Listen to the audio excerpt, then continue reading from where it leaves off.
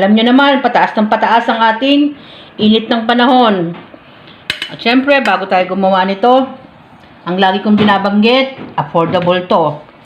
Tapos dito, uunahin natin gawin ang ating gulaman or jelly. Meron ako ditong isang sachet. Hatiin ko lang to. Tapos, merong sugar, ang ating pandan, at ang ating vanilla. Mamaya may gamit yung mga yan, pero sabi ko nga, uunahin natin to. Ito, 24 grams to. Kalahati munang ilalagay ko. Yan, ganyan lang karami. Kasi gagawa lang naman tayo ng ating jelly. Tapos, maglalagay ako ng konting sugar para may lasa. Yan. Mga 2 kutsara. Kasi gagawa pa ako ng arnibal. Yan. Haluin natin, tunawin natin. Saka natin isalang sakalan. Tapos, kung wala kayong pang crusher ng ice, pwede naman durugin nyo na lang or basagin nyo na lang yung ice. Kasi ang gagamitin ko naman dun yung ating food processor. Pwede kasi yung ice dun eh. Ayan. Salang na natin. Ayan. Hindi naman masyadong kailangan matagal to. Ayan. Tinatanggal ko lang yung parang bula-bula ng konting ganyan. Tapos, palamigin lang natin, saka natin islicein. Now, dito naman, naglagay ako ng tubig. Ayan. Diyan din sa same pan na yan, maglagay tayo ng ating pandan at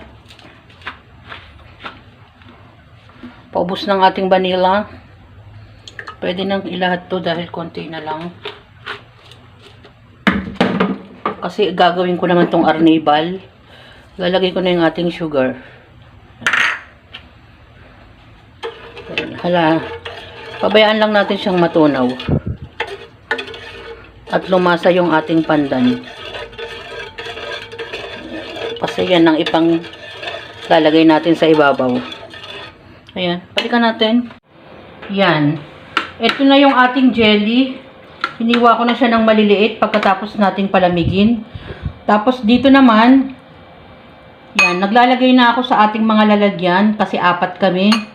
At ito naman yung ating arnibal. Tapos dito may kinayod akong yelo dahil kinayod ko to sa pangkayod namin. Pwede, sabi ko nga pwede nyo durugin kung anong gusto nyong klase sa yelo. Kasi ang aming food processor ay napupersa. Tapos maglagay na tayo ng yelo. Yan. Dagdagan natin yung yelo. Tapos saka natin lagyan ng arnibal. Yan kasi matamis na to. Kaya, kinukutsara ko na lang. Ayan. Ganyan lang kasimple. Ayan. Magdadagdag tayo ng ating yelo. Simpleng palamig naman, mga kataba. Gumamit lang ako dyan ng kalahating sachet ng ating jelly or gulaman powder. Minatamis lang natin. At yun naman pinaka-arnibal niya. Sugar lang yun na may kasamang vanilla at may pandan para naman mabango. Masarap to mga kataba. Alam niyo naman ang panahon ngayon. Gumagawa tayo ng ating pampalamig. Refreshing nga, di ba mga kataba? At affordable naman yan. Enjoy, kumain at maging masaya. Mga simpleng pagkain or mga simpleng pwede natin gawin mga kataba na hindi na tayo masyadong bumibili. Salamat sa panunood at mag-ingat tayo. Bye! Ingat mga kataba!